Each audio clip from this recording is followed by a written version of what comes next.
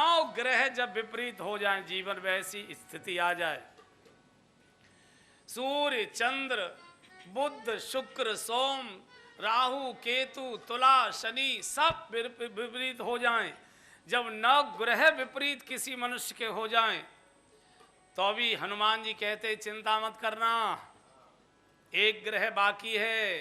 कौन सी? बोले भगवान का अनुग्रह।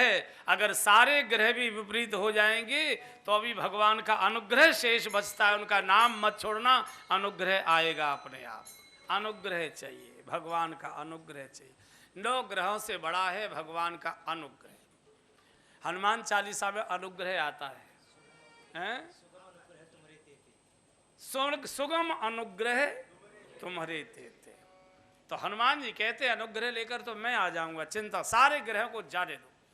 जब नारद जी की टस से मचुक, भगवान श्री राम भीतर बैठे, हृदय में जप चल रहा है, काम बाहर है, बाहर का काम कुछ नहीं बिगाड़ सकता अगर हृदय में भीतर राम है। अब जरा तमाशा देखो, ये जो कथा हो रही है या होती है, इसका एक नियम है सुनने का। कथा के सुनते समय कथा के बीच में बैठकर कथा सुने।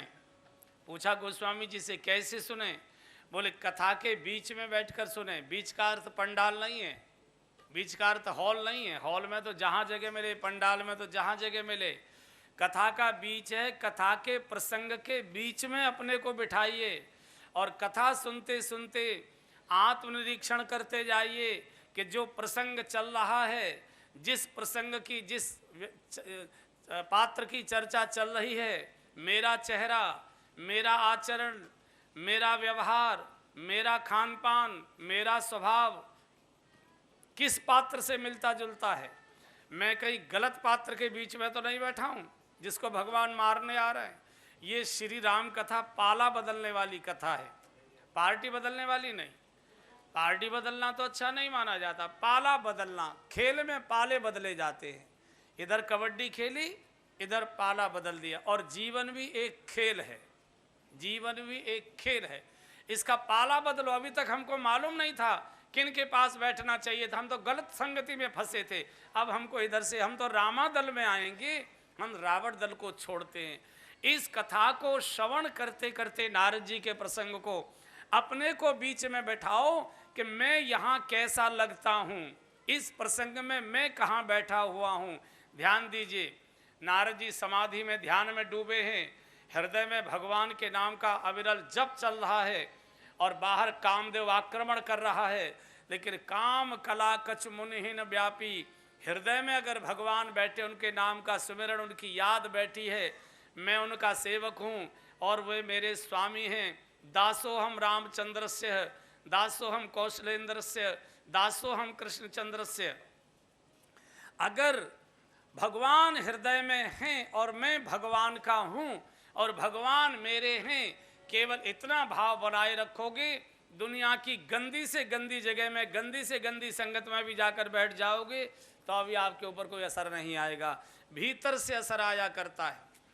अब देखिए, जब नहीं इनकी खुली, ये तो डर गया, अंत में एक ब्रह्मास्त्र प्रयोग करता है और ये ब्रह्मास्त्र कभी खाली नहीं जाता। बसंत ऋतु खिली हुई थी, गुलाब के बड़े बड़े फूल खिले हुए थे, चारों ओर गुलाबी गुलाब, गुलाबी गुलाब, गुलाबी गुलाब। मोटे मोटे बड़े बड़े गुलाब के फूल तोड़कर लाया, बड़ा सा एक मोटा सा हार बनाया और गले में डाल दिया नारद जी के। जय हो संयम शिरोमणि, जय हो जितेंद्रिय वीर, जय हो आपकी, आप जैसा संयमी, आप जैसा सदाचारी, आप जैसा जितेंद्रिय इस पृथ्वी पर आज तक मैंने कोई देखा नहीं। एक बार मैंने बड़े बड़े ऋषियों की ओर आंख उठाकर देख लिया, पानी पानी कर दिया, धराशायी कर दिया, लेकिन मेरे सारे प्रयत्न आपको हिला नहीं पाए। जय हो आपकी, जय हो आपकी, जय हो आप। और जैसे ही जय जयकार के मीठे मीठे प्रशंसा के शब्द सुने, तुरंत नारद जी ने आंख खोल दी। और ये सूत्र है बंधुओं, प्रशंसा के मीठे मीठे शब्द पत्थर को भी बुलवा देते हैं, पत्थर को भी हिला देते हैं। जब कोई काम न करे, जब कोई हथियार काम न करे, तो पुरखों से लेकर अब तक की प्रशंसा करना शुरू कर दो। सब परिवार तो बहुत हुए इस गांव के अंदर, आप जैसा परिवार नहीं। यहां से खुजाना शुरू करेगा, पूरा यहां से खुजाना शुरू करेगा एकदम। और आप उठना भी चाहेंगे तो भी बिठा लेंगे, रुको रुको आयो बिना चाय पिए कैसे, बोले और थोड़ी कथा सुनाओ, थोड़ी स्तुति सुनाओ। पत्थर की मूर्तियां भी डोल जाते। एक संत बहुत सुंदर उदाहरण देते हैं।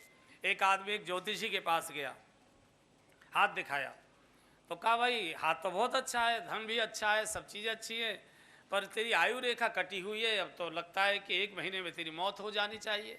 अब जिसकी 1 महीने में मौत बता दो वो तो 15 दिन में मर जाए।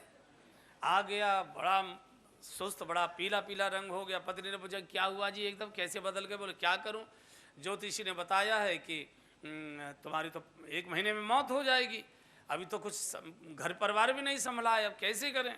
अरे बोले नहीं वो तो गलत ज्योतिषी है, एक दूसरे ज्योतिषी के पास जाओ। तो दूसरे के पास गया, उसको हाथ दिखाया, बोले हाँ आयु तो तुम्हारी कम है, मृत्यु तो तुम्हारी 1 महीने में ही है, लेकिन चलो इलाज तो सब चीज़ों का है, अगर भगवान ने रोक दिया है तो उसका निदान भी दिया है, कोई बात नहीं, चिंता मत करो, हम सब ठीक कर देंगे। थोड़ा जेब में कुछ लाए हो? बोले हाँ चिंता मत करो, कपड़े भी उतरवा लेना, जेब की क्या कहते हो तुम, लेकिन हमारा इलाज करो कैसे।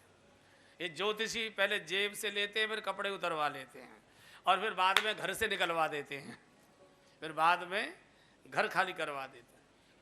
बोले ऐसा कर, तुम करते क्या हो? बोले मैं तो जी मूर्तिकार हूँ, शिल्पी हूँ, मूर्तियाँ बनाती हूँ। कैसे बनाते हो? बोले बहुत अच्छी बनती है, लोग पसंद करते हैं। बोले ऐसा करो, अपने जैसी 8 मूर्ति बनाओ, बिल्कुल हूबहू रंग रूप एक जैसा, कोई अंतर नहीं आए। फिर बोले जिस दिन तुम्हारी मौत का दिन है, 30वां दिन आए, उस दिन नहा धो के सबको एक जैसे कपड़े, एक जैसा श्रृंगार, बिल्कुल 4 इधर और 4 इधर, बीच में तुम खड़े रहना। यमदूत आएंगे, बस 1 मिनट के लिए सांस रोक लेना, केवल 1 मिनट, तुम्हारी घड़ी टल जाएगी, वो लौट कर चले जाए। इसने मूर्ति बनाई, अंतिम दिन नहाया धोया, तैयार हुआ, 4 इधर 4 इधर, बीच में खड़ा हो गया, सब एक जैसे खड़े हैं। यमदूत ठीक समय पर आ गए। यमदूतों ने देखा हमको तो 2 एक जैसे कभी नहीं दिखाई दिए, यहाँ तो 9 एक जैसे खड़े हुए हैं, अब किसको ले जाएं, गड़बड़ न हो जाए भाई, तो गड़बड़ हो जाएगी। चक्कर लगा, लोगों के लौट गए, इसकी तो घड़ी टल गई। ये तो यमराज के पास पहुंचे, बोले महाराज वहाँ तो 9 एक जैसे खड़े हैं, हमने तो इतने दिन से नौकरी करते हो गए, 2 एक जैसे नहीं देखे, अब किसको लाएं? यमराज समझ के कोई नया ब्रह्मा पैदा हो गया जिसने सृष्टि की रचना नई प्रकार की। तो यमराज ब्रह्मा जी के पास गए, बोले दादा यहाँ हुक्का पी रहे हो, चलो वहाँ देखो मृत्यु लोक में कोई नया ब्रह्मा पैदा हो गया है, नई सृष्टि उसने बना दी। ब्रह्मा जी आए तो बूढ़े को तो गश आ गया, ब्रह्मा जी को देखते ही गश आ गया। यमराज जी मैंने तो कभी 2 एक जैसे नहीं बनाए, ये 9 एक जैसे खड़े। भैया लगता है प्रलय का समय आ गया, निश्चित प्रलय का समय, भगवान से चलो शिकायत करते। भगवान विष्णु के पास ब्रह्मा जी के, बोले महाराज प्रलय काल आ गया, देखो जरा क्या तमाशा हो रहा है। भगवान जब आए तो भगवान ने देखा, भगवान मुस्करा गए। चक्कर लगा के भगवान ने देखा तो भगवान मुस्करा गए कि बड़ा कलाकार है भैया इसमें। तो भगवान विष्णु ने कहा ब्रह्मा जी चित्रकार तो बहुत सुंदर रहा होगा जिसने मूर्तियां बनाई हैं, क्या गजब की मूर्ति बनी है, बिल्कुल 9 एक जैसी खड़ी है, कोई अंतर, इतना तो कोई विश्वकर्मा भी नहीं बना सकता, इतनी so सुंदर किसने बनाई है। अगर वो चित्रकार मूर्तिकार मिल जाए तो मैं उसका मान सम्मान करूं, स्मृति पत्र उसको भेंट करूं, कुछ इनाम दूं, कहीं से लाव पकड़ कर। जैसे ही भगवान ने कहा कि मूर्तिकार मिल जाए उसका सम्मान करूं, बीच में से बोल पड़ा मैं ही हूं।